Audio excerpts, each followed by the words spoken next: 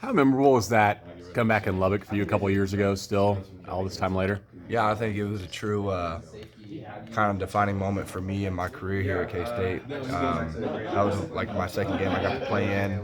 Came in, I think we were down 11 in the fourth quarter, and came back and scored through to a two-point conversion to tie it, and then won in overtime. That was one of my favorite memories that I've had here at K-State, just in the fact of how it all played out, and ended up getting a win on the road.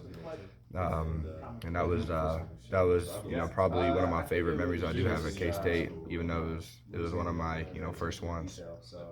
Facing a Texas Tech defense this week that's bottom of the Big 12 in terms of passing yardage allowed, over 300 yards a game. Do you feel like this is a good opportunity for you in the offense to really maybe get back on track here? Yeah, I mean, I think every week's a really good opportunity for us, and we've gotten better and making a lot of improvement in the passing game the past couple of weeks.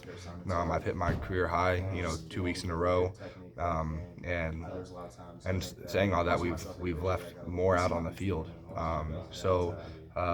It's definitely going to be a big challenge for us. I think they're really good on defense. They have some really good athletes, and have some, their schemes are pretty good and unique in a way. So, it's going to be a good challenge for us to come out and attack and play with confidence, and obviously bounce back from last week and taking care of the football. I think I gotta just get back to that, because that's what keeps us in ball games, is taking care of the football and moving the chains and all that kind of stuff. So we just gotta stick to the limestone of the foundation of our offense and all that kind of stuff, and just trust our coaches and trust in one another when we go out there and play. Trey was talking about you guys maybe finding your edge again, a little bit more fire. Is that the conversations between, I guess, the team leaders and spreading that to them about getting back on track? Yeah, I mean, there's definitely a lot of fire in our whole football team, just in the fact that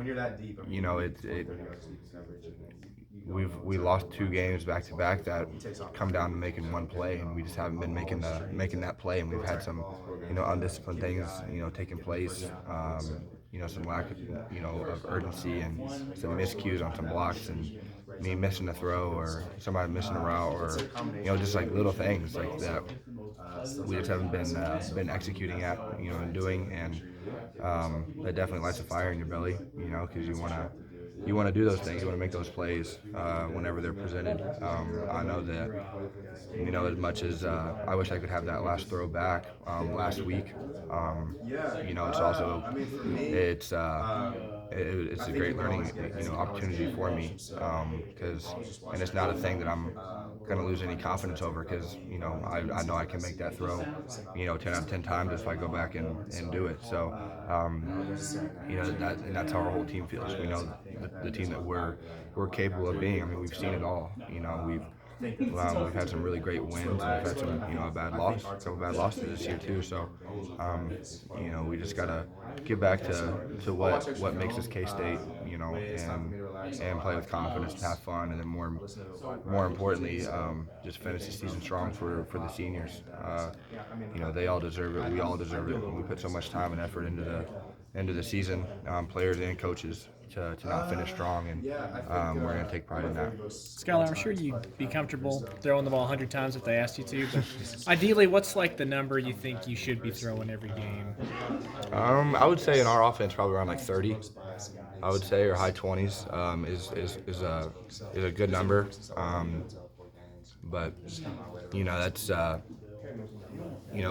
think I threw it 39 times last week, and 27 week before, and I would just say in the flow of a game it'd be probably around that number of 27 to 30, or a little bit more than that, depending on the situations that we're in. Explosive plays. Coach mentioned after the game, mentioned them again today. What's been the difficulty in manufacturing those explosive plays recently? Yeah, for sure. I mean, I don't think necessarily. We've made a couple. Malik having that play in Texas and first play of the game with Sean. I think what we got to get better at on offense is when we make a big play, we can't take our foot off the gas. We got to press on it even harder. Because sometimes I feel like after we make a big play, we're like, oh, we just made a big play, like we can kind of put it in cruise control and we're going to go score. You know, instead of just like, oh, we got to put the hammer down on the gas pedal and go freaking score a touchdown. You know, so and including myself, and just staying aggressive the whole time, and just being, you know, confident in one another, and just going and making plays. You know, and that falls on all of us. You know, the receivers, you know, getting, you know, yards after catch, making people miss, running backs making guys, you know, miss in the hole, and getting, you know, instead of getting 5 yards, getting 10. You know, like that's what we got to do. And then, you know, including, you know, myself, just not missing things downfield and giving my guys shots one-on-one, along with taking care of the football. So that's a group effort for all of us, and something that we, you know, really need to focus on. But I think at the end of the day, like I said, it comes down to just us, when we make a play, have to just go even harder and just go finish that drive. Did you notice that happen after you scored so quickly against West Virginia? The team kind of let up just a little bit, maybe think it was going to be too easy? Yeah, no, definitely. I think that, you know, we score on the first play like that in a big play, and we're like, you know, I'm not saying, you know, pointing out anybody individually or anything like that. You could just kind of just sense that, oh man, like we're gonna have a good day. Everything's gonna come easily and rhythm and all that kind of stuff. When in reality, that's, you know, very rarely ever gonna happen. So, like I said, that's a really good learning experience, because we've had 2 back-to-back weeks where we come out and have a big play right off the bat, and then you know, kind of stall out after that. So, you know, that's going to be a good learning experience for us. You know, and I'm gonna continue just try to tell those guys that, you know, we just got to focus on one play at a time and one drive at a time. You know, if we end in a touchdown, we have to be ready to go and score another touchdown. You know, like, we can never get satisfied in this league. You can never get complacent, because anybody can beat anybody. It's been proven week to week. I mean, you never know. And it doesn't matter what a team's record is, or, you know, what was scored the previous week of who they played who, or, you know, all that kind of stuff. It doesn't mean anything. So we can't look at that stuff, and just got to focus on, you know, one drive at a time, one play at a time, and just playing for one another. I may word this poorly, but as a quarterback, how do you balance what they're showing you pre-snap to then not overreacting to expecting that when the ball is snapped? Yeah. I'm a Chargers fan. I watch Rivers throw picks. He thinks he sees something, then it changes. Like, how do you balance, you know, trusting your film study, but then when the ball snaps, watching for guys to move? Yeah, that's definitely a challenge, just in the fact of,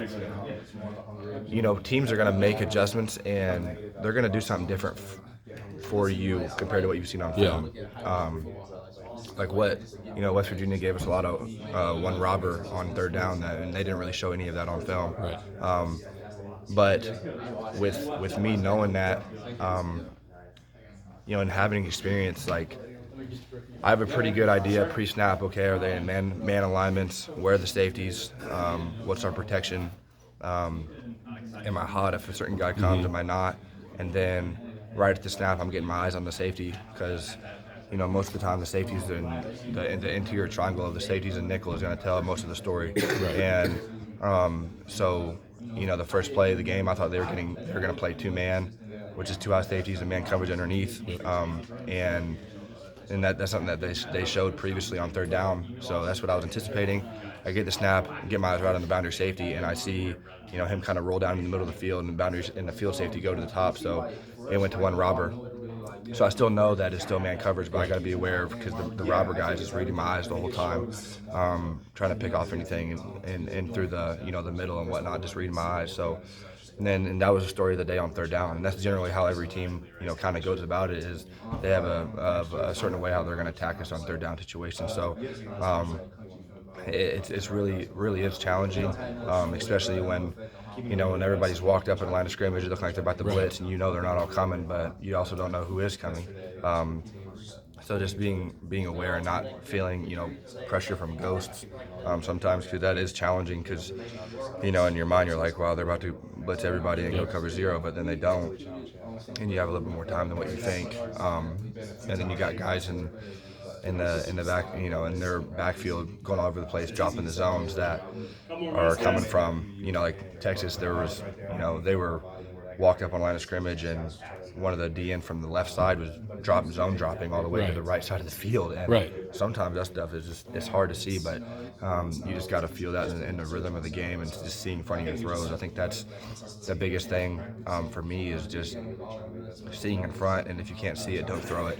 Like, that's kind of what Coach Klein always tells me, is you can't see what you can't throw. Right. So, you know, and that's been a really good, you know, approach for me this season. I would say even, you know, my 2 picks this weekend, it wasn't a fact of me not seeing it, you know, right. I was seeing the field perfectly fine.